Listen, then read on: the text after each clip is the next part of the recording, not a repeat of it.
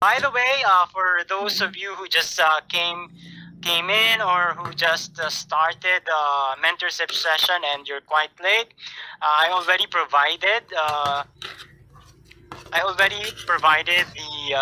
module for the first major category of the table of specifications, which is entitled "The Theoretical Foundations of Language, um, Culture, Literacies, and Literature." So under that major category, we have the structural aspects of language. So in other words, linguistics. Um, we're going to discuss linguistics. We actually discussed some No? content of linguistics before today, and now we're going to test or assess your understanding of the content in the module. Okay, I sent you the link to the Google form or to the quiz this morning, so I hope you're able to answer the quiz. I also just checked the results of the quiz before entering starting the live event, and I'm not surprised with the results, to be honest with you. The average is actually 16. So 16 over 30. So that's like half or 50%. So what does that imply? It implies that the quiz is challenging for 50% of you, or for many of you. So that means it's a good feedback. It means that you still have to work on your major. Okay, you still have to work on English. So it gives you valuable information about how you should schedule or budget your time in studying for LET. So if you are still struggling with your major subject, that means you really have to allot more time on this aspect because it's 40% of your total grade. All right. So I hope that gives you more hope, or even that inspires you to be more, I would say, more aware of the things that you should be doing as a reviewee. So I hope you study more, and then you always supplement whatever you're reading or whatever you're answering. The things that are being provided to you by CPRC, you always try to supplement them with your own research, or try to read some more read some more from credible sources. Okay, so that's just my gentle reminder. All right, now let's go and discuss each of the questions here. Number one. Okay, number one, let me read the question. What is the term for the smallest unit of sound in a language? Okay, remember last time we talked about the different aspects of language. We have phonology, we have phonetics, we have phonemics, we have morphology, we also have syntax, we have semantics, and we have pragmatics. Okay, those are the structural aspects of language. And I also mentioned some of the terminologies relevant to each of those aspects. And the options that you see here were mentioned before. So I hope you already know the answer to this question by now. So here are our keyword. Let me underline our keywords. Right? Smallest unit. Sorry. Let me choose pen. Smallest unit of sound. So we're dealing with sound. So that should be automatic to you. When we're dealing with sound, automatically we should eliminate morpheme. Okay? Morpheme is not about sound. What is morpheme about? Morpheme is about meaning. Wow. Okay? It's about meaning but not sound, right? So here we can check phoneme and allophone. But we have to choose only one, right? So which one is the better answer here? Okay, is it phoneme or allophone? Well, let's again define what's a phoneme. Phoneme is the smallest unit of sound. And allophone is the variant of a phoneme. Variant of a phoneme. Okay, that's allophone. So for example, the example I gave last time was the regular P, as in pat, and then the aspirated P, the one with a slight H sound, like spit, spit, or pit, hit. So the or that sound or that phoneme can be realized in different ways depending on the context where it is found. Okay, so that's the meaning of allophone. Okay, allophone is a variant of phoneme. So obviously the answer to this question is letter A, phoneme. All right, so I hope that is clear. Please take note. Okay, now let's move on to number 2. In English, the sound S can be found in the words sing and song. What is this phenomenon called? Okay, is it allophonic variation? Is it assimilation? Or is it complementary distribution? All right, well, maybe some of you are not familiar with the term, so let's define them. Allophonic variation. So I hope you understand what allophonic means because it's from the word allophone. Okay? Allophone, again, allophone is a variant of phoneme. So in other words, when you say allophonic variation, this is the variation or the tendency of the phonemes to be realized in many different ways depending on the context. Okay, that's allophonic variation. Now, when you say assimilation, okay, this is a phonological process. Phonological process, which means the tendency of a sound to be like its neighboring sound. Okay, one more time. It's the tendency of a sound or a phoneme to be similar to its neighboring sound. That is assimilation. Okay? Now, how about complementary distribution? What is complementary distribution? When you say complementary distribution, it's the sound or the tendency of the sound to be found in different contexts. Okay? Tendency of the sound or the phoneme to be found in different contexts.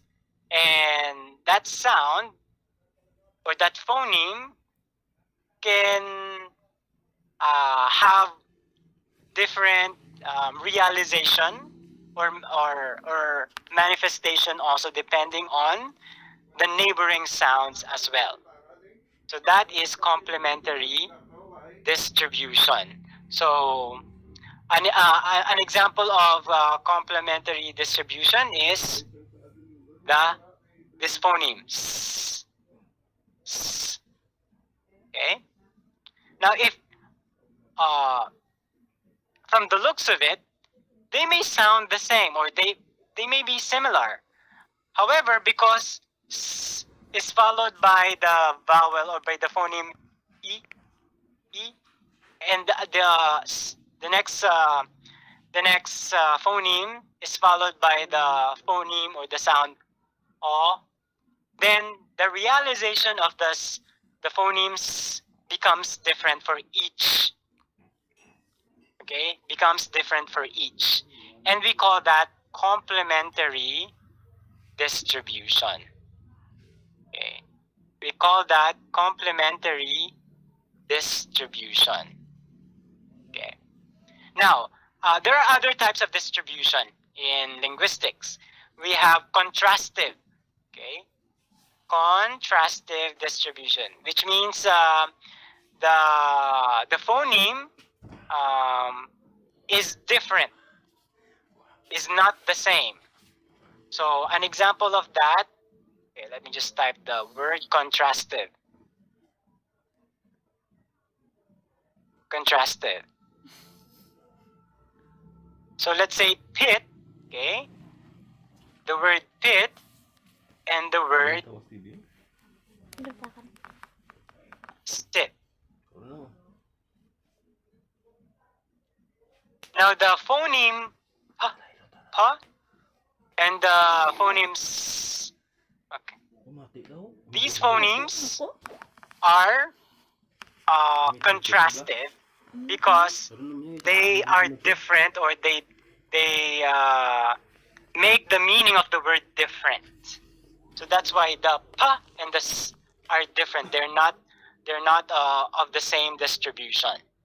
So that's contrastive distribution. Now another type of distribution is called free.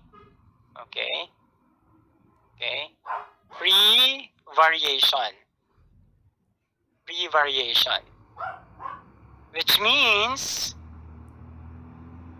that phonemes may be realized differently, but the meaning, or its contribution to the meaning of a word is similar, or is the same. So an example of that is the word schedule. Okay, I apologize for my professional typewriting here. Okay. For example, so the American pronunciation is schedule, but if you go to, let's say, the UK, they say schedule. Schedule. So the phoneme s and sh, the phoneme s and sh doesn't really matter that much, because since it's just the same meaning for the word, then regardless whether the phoneme is realized as s or sh, the people still understand the meaning. So that's what we call free variation. Okay? So please take note. The answer to number 2 is letter C, complementary distribution. All right, number 3. Mr. Tabalanza notices that his students cannot understand the word disestablishmentarianism. Okay, that's quite a long word, a lot of syllables. How should he best teach his secondary students? So this type of question is pretty challenging, because you are being asked to apply what you know about teaching linguistics. Okay, so the first choice is by telling them to always carry a dictionary or a thesaurus. B, by discussing affixation with them. And C, by motivating them to list 10 new words every day. All right, now I can understand why this question might be pretty tricky or challenging, because they all sound plausible, but of course there is a best answer here. All right, so let's discuss the first choice. Is this correct? Telling them to always carry a dictionary. Is it bad to carry a dictionary, a thesaurus? Of course not. It's not bad. But the question is, how can he best teach his secondary students, given the context here? So the context here is that you have to teach students a long word, a multisyllabic word. Multisyllabic word. Now, based on your experience and knowledge of teaching vocabulary, how can you how can you best teach vocabulary to a student? By what? What are you going to do? Are you going to directly go to dictionary? Can the student always depend on dictionary? What if he forgets a dictionary? What is he going to do now? Is he going to give up?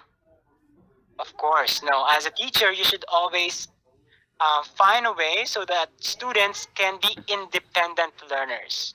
So that even if they forget a dictionary thesaurus, they can still guess the meaning of a word by looking at its constituents. Okay? Looking at the constituents of words. So A is not correct, or this is not the best answer. You can use this as maybe the last resort. Okay? Now B, by discussing affixation. So first, what is affixation? Affixation is the process of creating or forming words by adding affixes. What are affixes? We have prefix, we have suffix, we have interfix. So those elements or tiny parts of a word that you add before, after, or in the middle of a word, that's affixation. Now the third choice is motivating them to list 10 new words every day. Okay, that sounds good. You list 10 new words every day, but the question is this addressing the problem here or the issue? So okay, you allow them to list the new words, but does he understand the meaning of anti-disestablishmentarianism? I guess you will add more tasks to him without him knowing the meaning of the word. So although this is plausible, but this is not the best answer. So the best answer here is letter B. By teaching him or discussing affixation, because he would know what is the root of the word. So what is the root of the word anti-disestablishmentarianism? Okay, so it's from the word what? Establish. Okay. Sorry about that. So from establish, and then you try to compartmentalize or divide the word into its constituents, its affixes. So we have the anti, we have this, and then meant, and then Aryan, and then ism.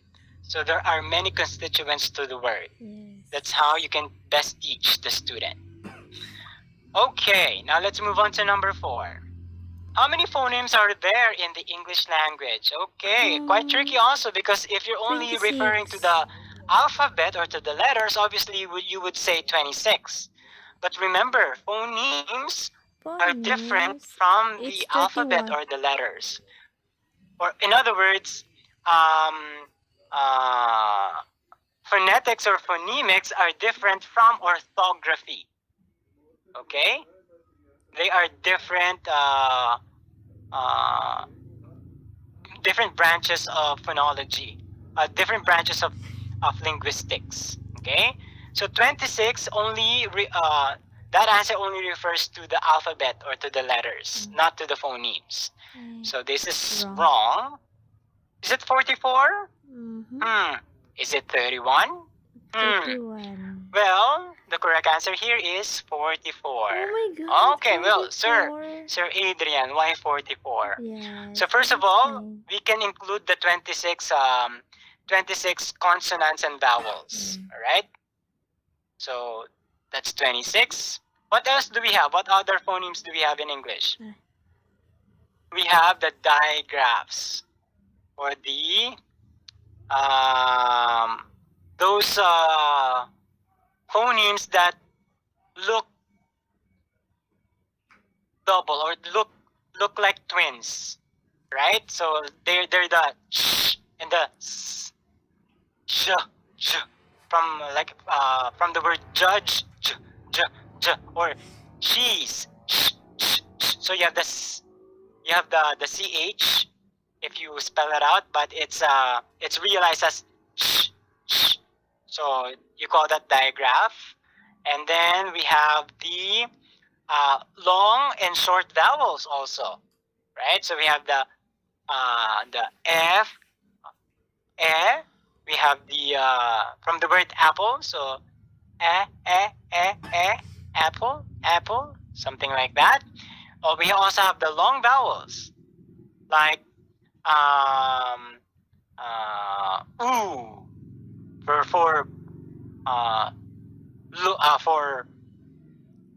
Luke. tool. Okay, tool, Luke. stool, something like that. So we have the short and long vowels. We also have the R, controlled vowels. The R, like air or chair. Okay, so if you add them together, they total or they the total is 44 phonemes in English, not 31 Okay. and not 26. Okay, so answer is letter B, 44. Now 5. What is the term for the process of determining the phonemes in a language?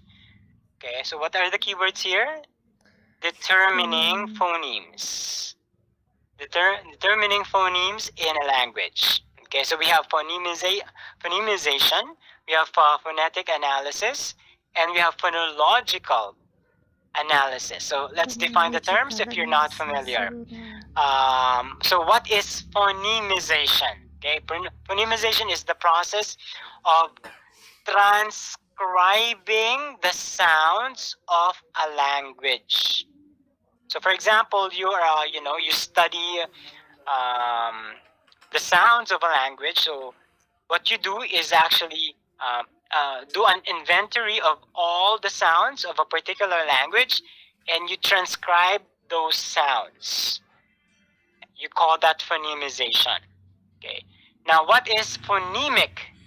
Okay, phonemic analysis. So this phonemic analysis is the process of analyzing spoken language to figure out what its phonemes are and what the allophones of the phonemes are. Okay, so that is phonemic analysis. The process of analyzing spoken language to know its phonemes and the allophones of the phonemes. Now, what is phonological analysis? So this is the study of how speech, okay, this is the study of how speech sounds function as a system. How speech sound functions as a system. That's phonological analysis. So based on the definition of those terms, what is the best answer here? So it says determining the phonemes in a language. So you should have a clue already. So the answer here is phonemic analysis. Okay, phonemic analysis. Letter B. Okay, number 6. What is the term for the study of the distribution? Okay, keywords, distribution and patterning of phonemes. Distribution and patterning of phonemes. So phonetic transcription, okay, from the word transcription. So what you do is you try to represent the phonemes or the speech sounds using symbols. You try to represent the sounds or the phonemes using symbols. So this is what the IPA organization is doing. They're trying to represent those phonemes into symbols. Now, phonemics, we talked about this before, right? This is a branch of phonology, which deals with phonemes of a language, right, from the name itself, and how the sound can change the meaning of a word. So that's phonemics. Now, when you say phonotactics, okay, phonotactics. So this is this refers to the set of rules, Okay, set of rules governing the sounds which can occur together in a given language. Okay, take note of that. Set of rules that govern which sounds can occur together. Okay, so an example is in English, the sound or the phoneme s cannot occur consecutively together. S no such word or no such distribution of sound occurs in the English language. Okay, we have that. So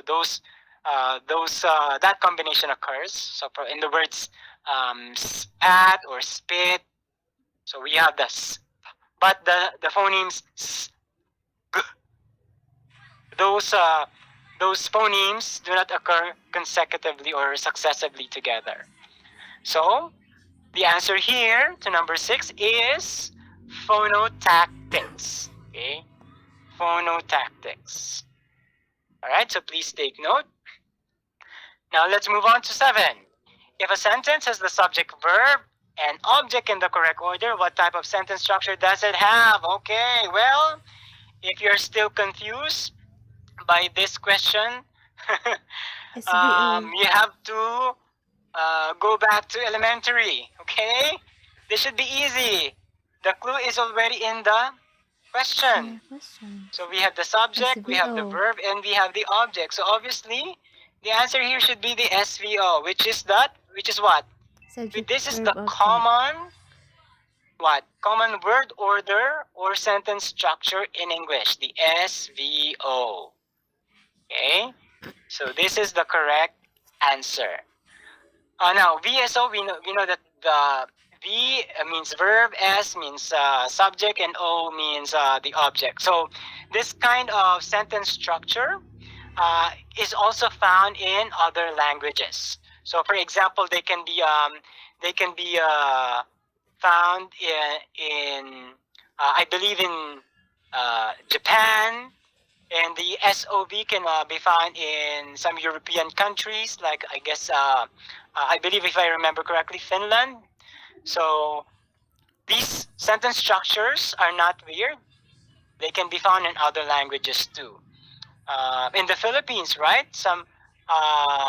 Although we also have the SVO pattern, but usually our language begins with a verb. We describe first the action before the subject. Okay, so number 8. What is the term for the way in which morphemes are arranged to form a word? Okay, so morphemes arranged to form a word. What do you call that term? Is it morphological structure, morpheme order, or morphological patterning? Okay, let's define the terms if you're not familiar. So when you say morphological structure, it refers to the internal structure of a word. Again, internal structure of a word. Okay, that is morphological structure. Now, morpheme order. What is morpheme order? So it refers to the linear arrangements of morphemes within a word. Okay, linear arrangement of morphemes within a word. And then when you say morphological patterning, refers to the regularities of rules, okay, that govern the formation in language. That's morphological patterning. Now, based on the definition for each terminology, what is the best answer here? Okay, what is the best answer? It is morphological structure. Okay? Morphological structure. From the word arrangement. There is your keyword. Arrange structure. To form a word. Alright? Number 9. What is the term for a word that cannot be broken down into smaller units of meaning? Oh my goodness, this should be easy for you. Right? So it cannot be broken down anymore into smaller units of meaning. So meaning that's it. Is it base morpheme, free morpheme, and bound morpheme? Based on our previous discussion, we know that a bound morpheme,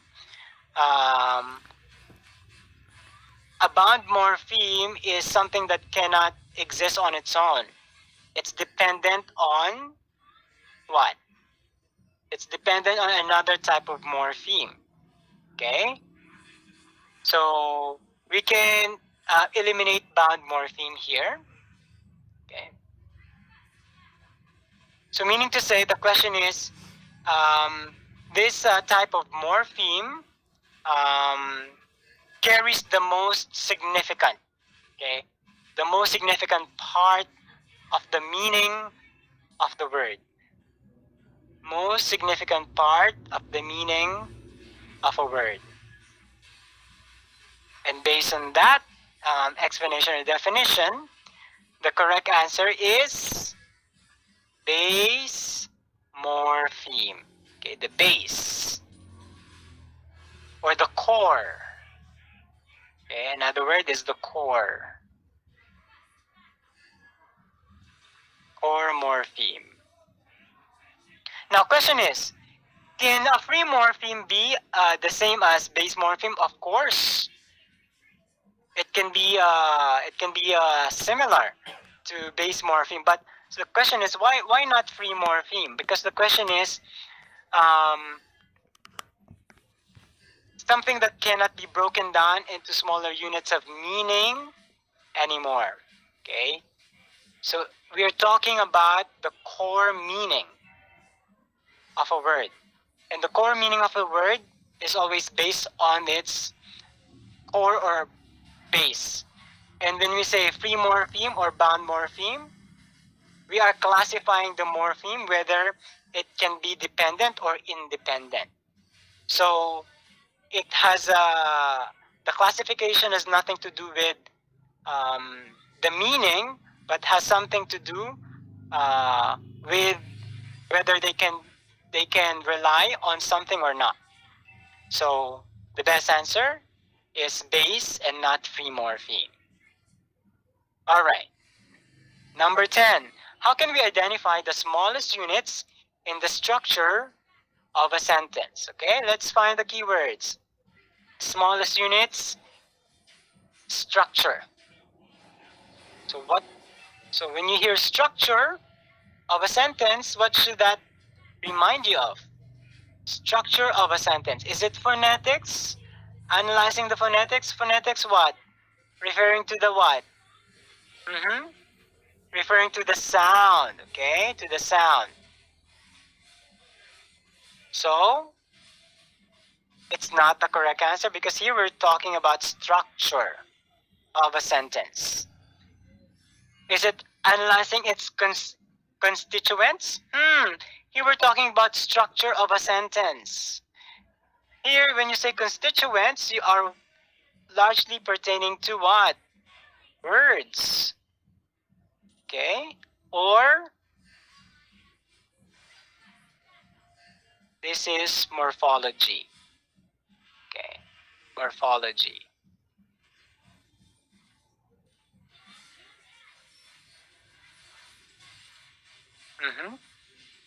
Now, third question, morphemes. So again, we define morpheme as the smallest what? Smallest unit of meaning, right? The smallest unit of meaning. Okay, smallest unit of meaning.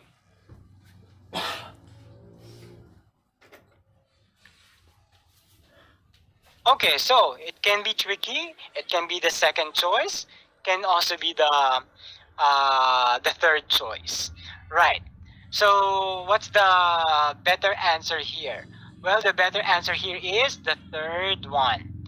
Analyzing its morphemes. Okay. Analyzing its morphemes. Okay, why not B? Constituents. Okay.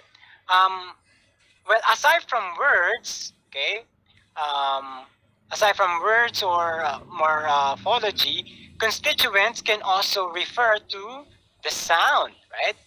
Or phonology. Because remember, if you talk about, let's say, the word units, units are composed of 5 different sounds or constituents. You have the y, e. So each individual phoneme can also be called constituents. So this word constituents can encompass other aspects of language, which can be too broad. And because of that, it's not a specific answer to the question being asked, which is the structure of a sentence. So the best answer is morphemes. All right, let's go to number 11. What's the term for the study of the way in which words change over time? Okay, this is your clue. Words change over time in a language. All right, is it synchronic morphology, comparative morphology, or diachronic morphology? So first, let's define the terms. When you say synchronic, like synchronous, at the same time.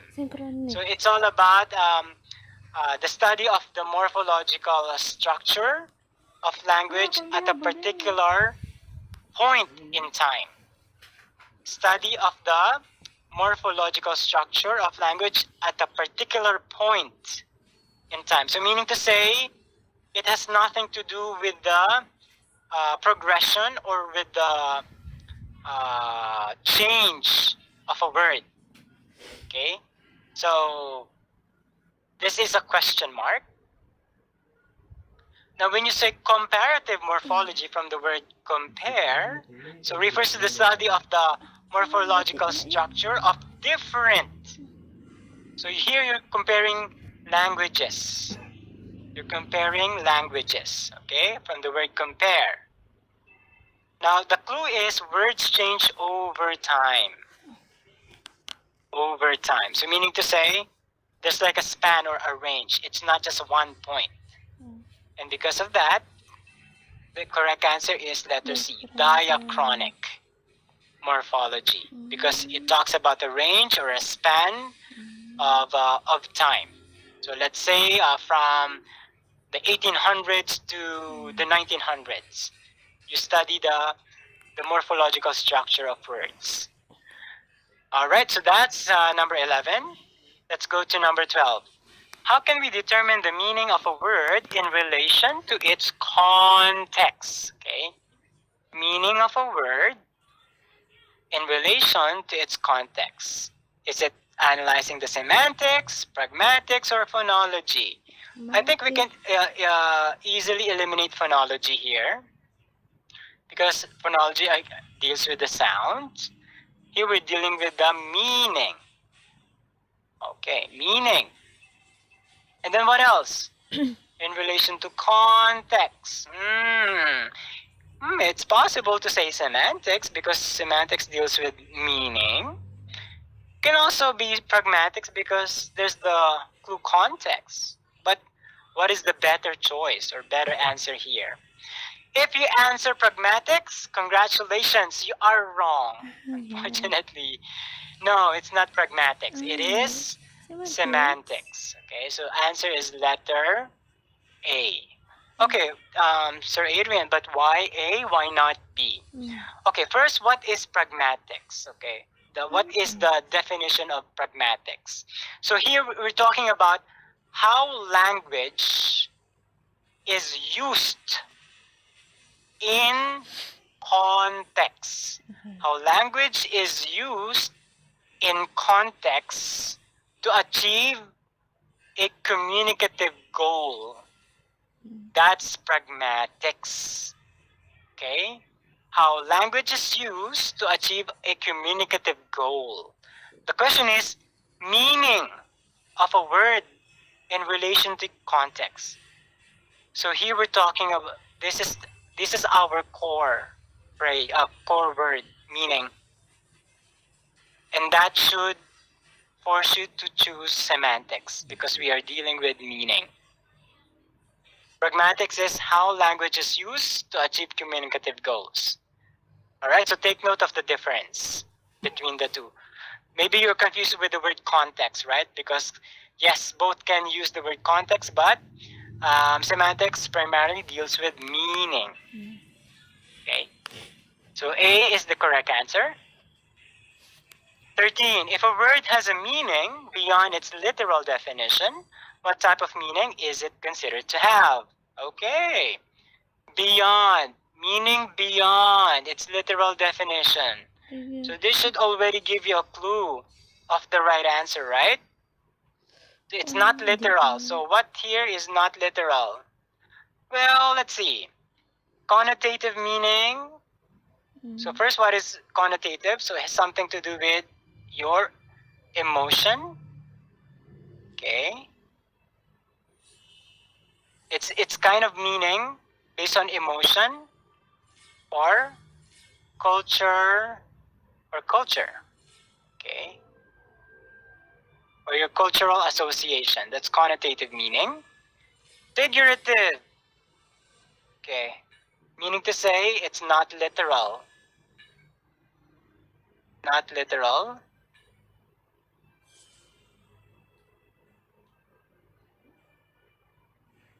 Figurative meaning, example of that can be metaphor, simile, hyperbole.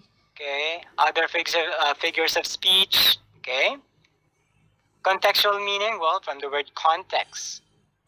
Based, meaning based on context. Okay, so it's a meaning based on context. Come on, as English teachers to be, you should know this by now. The correct answer here is figurative meaning, of course. Figurative meaning. So beyond its literal, not literal in other words, or figurative.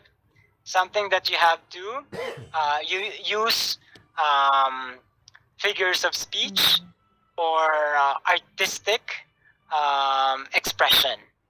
Okay? Now let's move on to number 14.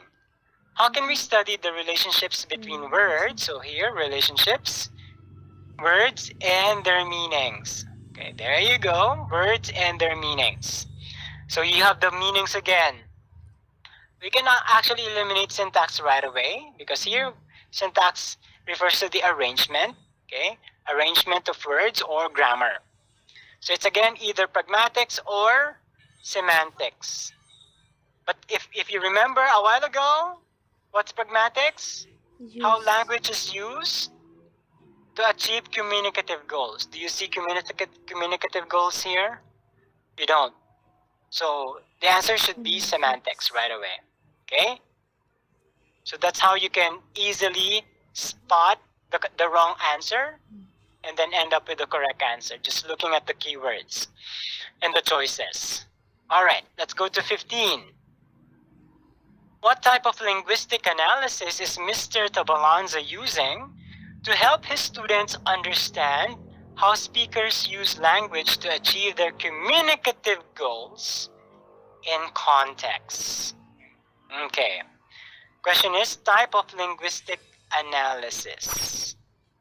Type of linguistic analysis. Okay. What for? Understand speakers' use of language for communicative goals in context. So what is it? Polite speech hypothesis, politeness theory, speech act theory. What is polite speech hypothesis, by the way? This is an obvious distractor because it's derived from politeness theory and speech act theory. So I just combined politeness and speech act. I came up with polite speech hypothesis. So this is definitely wrong. There's nothing. This does not occur. Okay. So we're left with politeness theory and speech act theory. So from the word polite itself, you should know already. Politeness theory is an explanation of phenomenon when people use polite expressions to achieve some goals like hedging or deference to an authority. So you say expressions like please, or you say a lot of thank yous, or you use more formal language,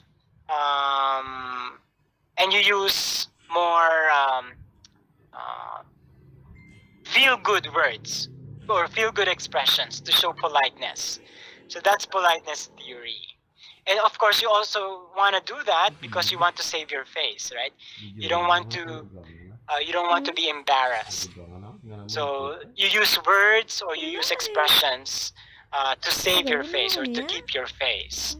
Now, when you say speech act theory, I hope you still remember this in college. Speech act theory is the theory that explains how language is used to perform different actions. So it's how language is used to perform different actions, like making a request, apologizing, complaining, what else? Ordering something, and many more. Okay, so that's speech act theory. Okay, based on that, what's the best answer here? Or what's a better answer, politeness or speech act theory? Well, there you go. You already have achieved their communicative goals. So the correct answer here is speech act theory. Letter C. Okay, because no mention of saving face or deference, nothing. So letter C is the correct answer. Now, for 16. How do speakers use language to achieve their communicative goals in context? Okay, you always hear the phrase communicative goals in context. Is it speech act theory? We already know that. Is it relevance theory? What is that? Is it displacement theory? What is that? Is it behavioral theory? Oh, we kind of know behavioral. So this is about the influence of Skinner, Pavlov, Watson on language acquisition or language learning. So we can start by eliminating some obvious wrong answers. So we can eliminate behavioral theory here. Okay. What else can we eliminate? I guess that's it. Just behavioral theory. There's communication goals, right? Or communicative goals. First, what is displacement theory? Okay, displacement theory is a distractor. It has nothing to do with linguistics or nothing to do with language because it's in the field of crime or criminology. Okay, it's in the field of criminology. So this is just a distractor for you. Is it speech act theory? We know what speech act theory is. Now, what is relevance theory? Now, relevance theory is explained as when something like this. When a word is uttered or a word is spoken, it is so because the speaker thinks or assumes that it is relevant in the act of communication. So in other words, no words being uttered by a speaker is irrelevant. The moment it's spoken or uttered, it's assumed that it's already relevant within the communication context. So that's the brief definition or explanation of relevance theory. Okay, now, based on that, is it speech act theory or relevance theory? Well, this is a little tricky because they are both correct. So you should choose A and B. Speech act theory and relevance theory are applicable in achieving the communicative goals of speakers when they're using language. Okay? Now let's go to 17. Mr. Demata's students are struggling to use articles in their speech and writing. What must he do to improve in the analysis stage? Okay, so let's analyze the question. Struggling use of articles in speech and writing. Okay. So he needs to improve. He needs to improve his students with the use of article. And the question is, what's this phrase analysis stage? So this makes it more complicated because the phrase analysis stage refers to what? The level of cognitive process, right? So this is a higher order thinking skill, the analysis. So let's read the choices. He must show them magazines or articles that contain articles for further examination. All right, so he shows something to them. Magazines and articles, so these are authentic materials, right? They're not written specifically for classroom purposes. And then the teacher is going to let students examine the magazines and articles. Right, okay. In relation to the topic, articles, okay? Next, he must discuss the rules, okay? Discuss of rules. While students take notes and listen. So if the teacher discusses and students take notes and listen, is that part of analysis stage? Or just simply receiving information? Is that higher order or lower order thinking skill? That is lower, right? You're simply receiving the information. So we can eliminate B. We must encourage them to participate in drills, okay? Participate in drills, reinforce their initial understanding, and build their self-esteem. So if you are participating in drills, is that analysis? Or you're simply in the comprehension stage? So this is comprehension stage, not analysis stage. So, based on the clues here, the best answer we have is letter A. Okay, because you have the word showing and then examination, which can mean breaking down of the sample text in the magazines or journal articles, looking for the articles, how articles are used in those materials. Okay, let's go to number 18.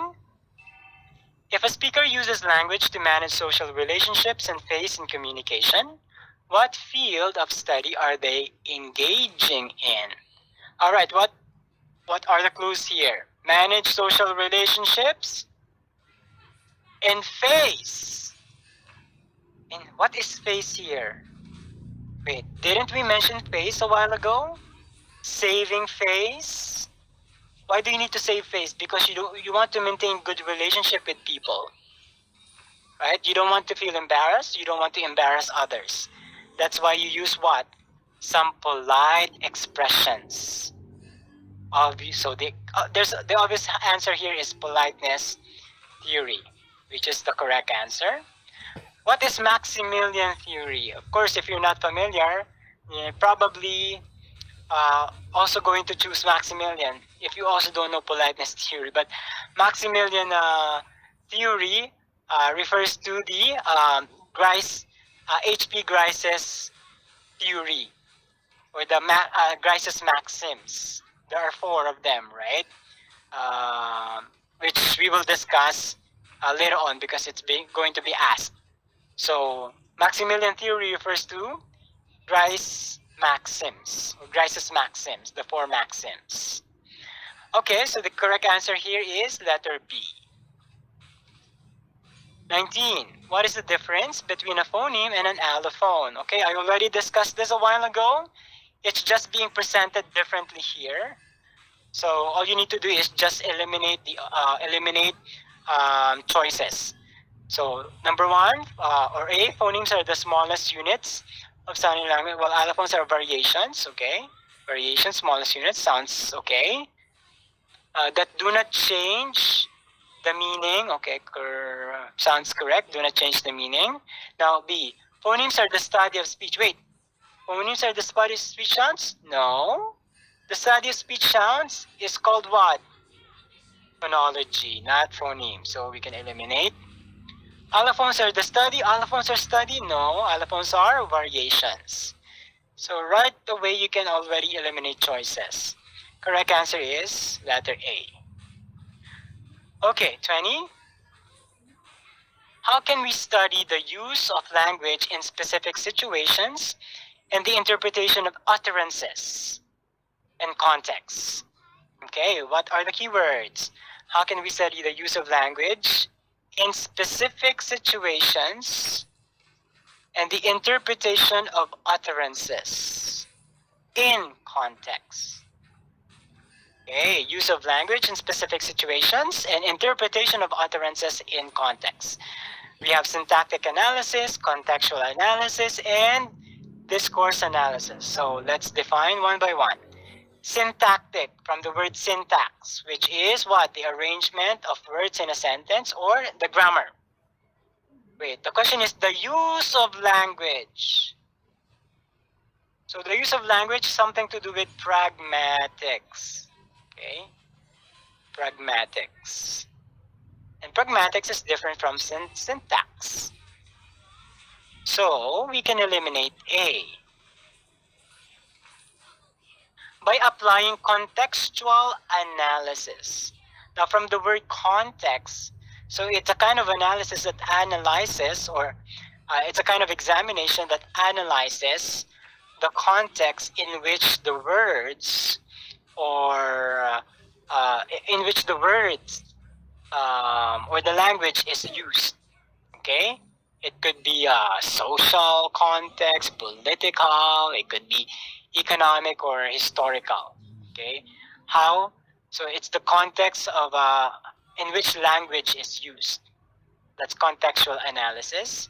Now what's discourse analysis? Now discourse is a unit that goes beyond the sentence level. Okay?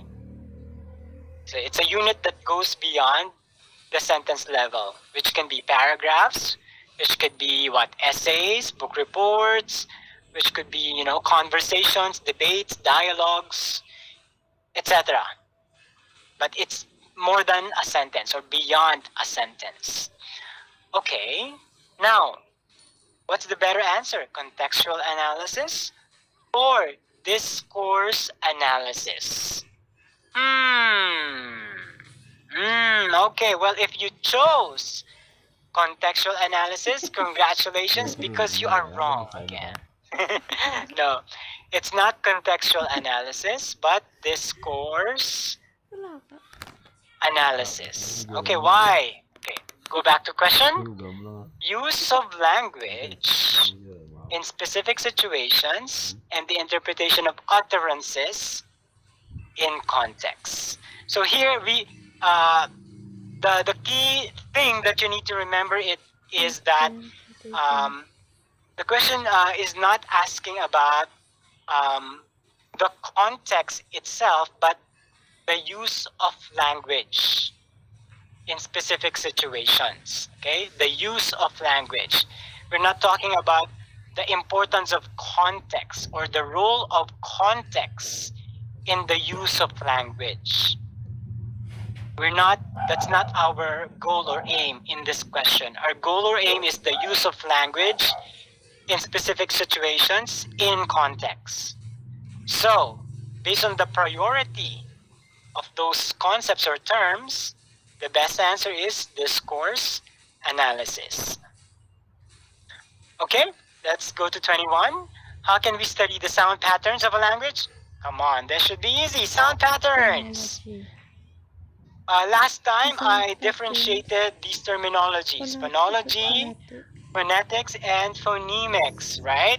Phonetics. You have your module with you, so I hope you Patterns of already a know language. the difference among these terminologies, okay?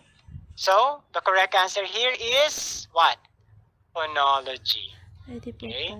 Phonology, sound patterns of language. Phonetics has something to do with what? The physical, okay? The physical manifestation of the sound, like the vocal tract, how sounds are produced by your articulators, by your mouth, your tongue, your lips, etc. And then phonemics has something to do with the study of phonemes. Okay, not the sound patterns, but the phonemes and the distribution of those phonemes. So, A is the correct answer. 22. If a unit of a sound in language distinguishes one word from another, what term is used to describe it? Unit of sound distinguishes one word. So, for example, in the word pit and pat, okay, the unit of sound here that is different or that is distinguishing is or R, E, and or the vowel sound. Okay. So, what's the correct answer here? Obviously, we're talking about sound, so this should be phoneme. Okay, not morpheme because what? Smallest unit of meaning. And root, what is root? That is word. Or we're also dealing with morphology here. Okay, 23. Why does Mr. Tabalanza use examples from everyday life to explain the concepts of syntax, semantics, pragmatics, and phonology? So keywords, examples from everyday life. Why does he use examples from everyday life? To make concepts difficult? If you use something every day, isn't that going to make children's life easier? So this is wrong. To make the concepts less abstract? Okay, possible. To make the concepts more relevant? Also sounds possible. So what's the better answer here? Better answer here is make the concepts less abstract. Okay. Everyday life examples. Everyday life examples. So something that they can, something that is more concrete to them. Something that they can see. Okay, something that they can see or touch or experience more concretely. So that's the best answer here. Now, 23 or 24. Why does Mr. Tabalanza emphasize the importance of context? Okay, importance of context in determining the meaning of words and sentences. Okay, is it to make concepts more relevant? Okay, sounds possible. Less abstract sounds possible too. The concept's more challenging, you want to make it more difficult? That's why you're using context? No, this is the opposite. Okay, so we're left with the relevant and abstract. The correct answer here is relevant. To make concepts more relevant. Okay, so relevance has something to do with the context. Okay, with the context. A while ago, we chose everyday examples because something that students have direct experience of. So that's more concrete to them. Here, context, okay, is related to relevant. Now let's go to 25. How can we determine the structure of a sentence? In a language, determine structure. Come on, this should be easy by now. Structure, definitely it's not phonology. Semantics? No, because we're dealing with meaning in semantics. So that's syntax. Okay. 26. If Mr. Tabalanza teaches his students about the use of language in specific situations and the interpretation of utterances in context, what type of analysis is he teaching? Okay, well, keywords.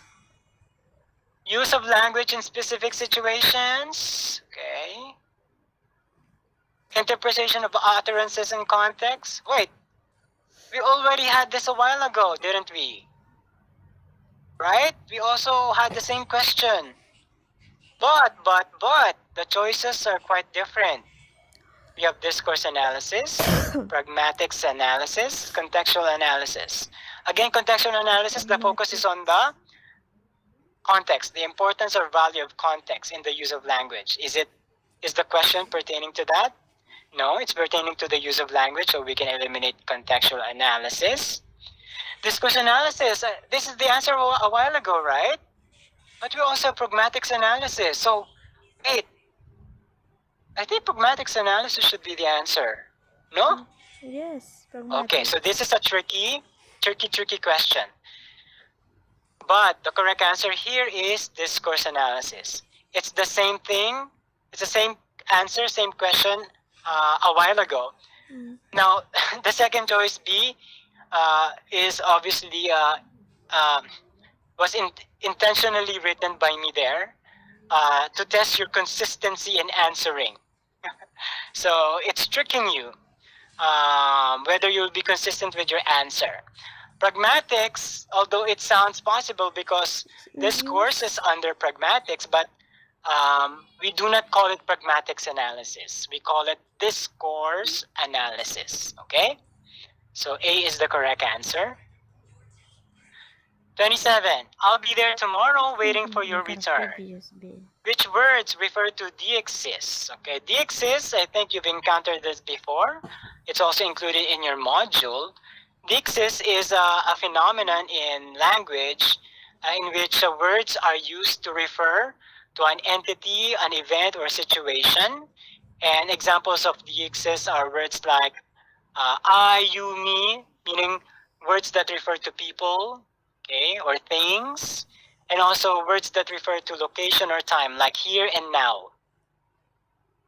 So based on the examples, you can eliminate A because here you have the word be, which does not refer to entity, event, or situation, right?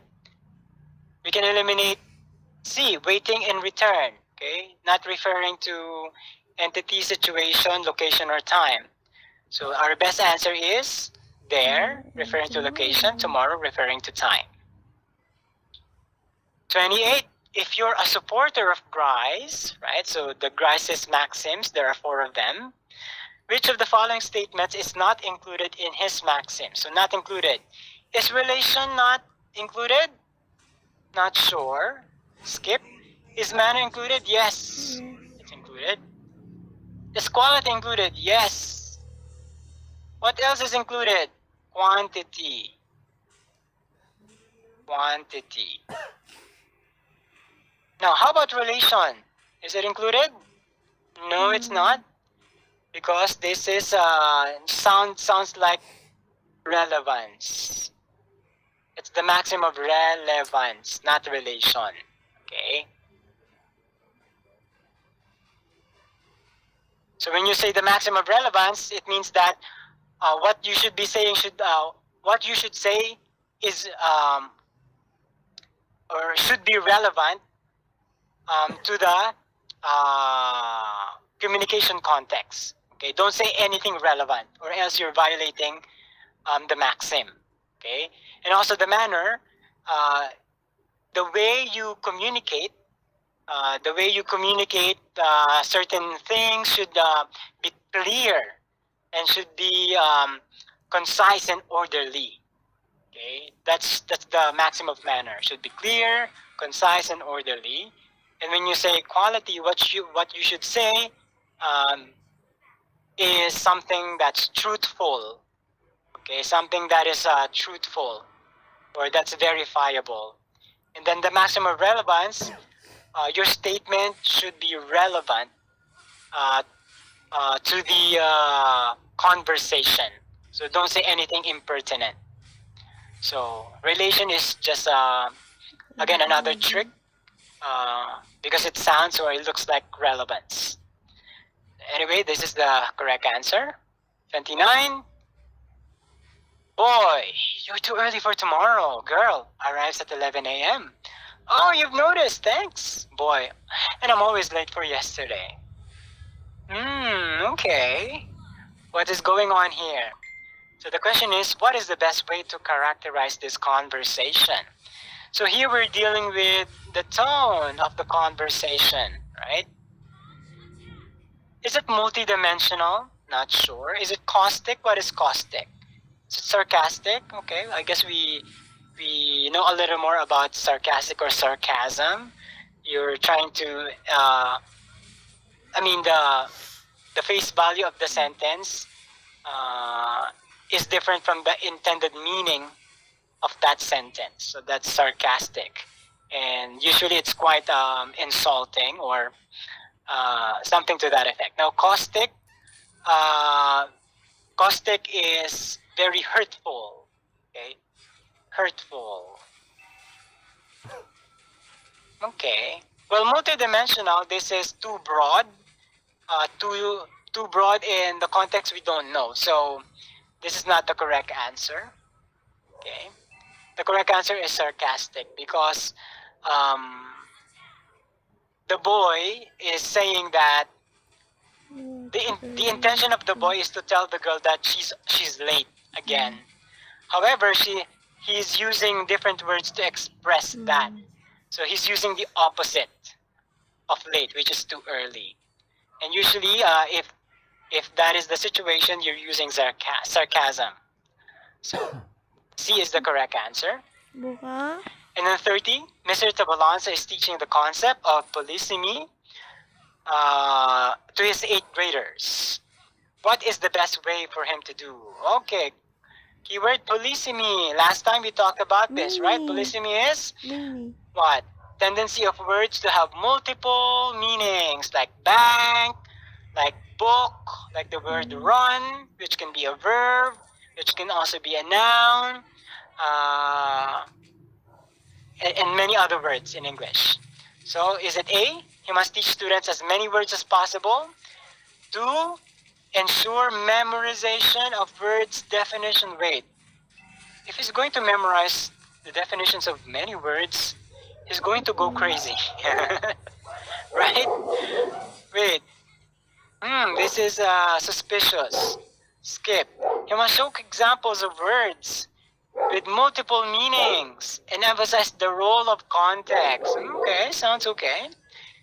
3, he must demonstrate that certain words are ambiguous, meaning to say unclear, and therefore require serious study. Wait, how serious is the study? Should he spend 10 hours just to know the meaning of certain words if they are ambiguous? Okay, so we have questionable choices here. So the best answer is letter B.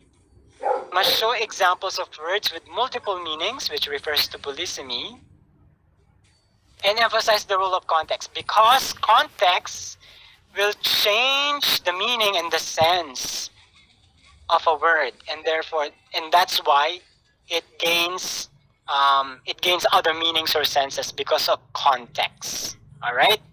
So this is the best answer, not memorization and not serious study. Okay, well, that's the end of the quiz, the rationalization of the quiz for tonight. I hope you learned something, and I hope you've taken down notes so that you can review after the lesson tomorrow or some other time. And thank you again for your